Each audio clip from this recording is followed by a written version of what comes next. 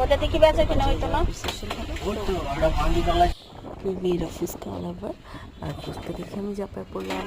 আমার মা তো ফুচকা খেতেই দিবে না, যেহেতু আমার ছোটো বেবি আসলে বলতেছে বেবির পেট ব্যথা করবে।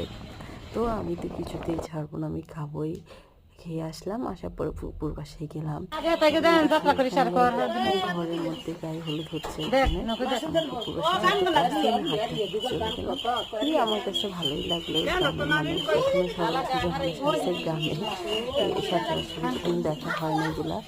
এখন তো মনে হয় এমনি এমনি ম্যারেজ করে বিয়ে করে বিয়ে করে ফেলে, হয়তো ওরকমই হইলো। কিন্তু ভাবে দিচ্ছে দেখে আমার খুবই ভালো লাগলো। আমাদের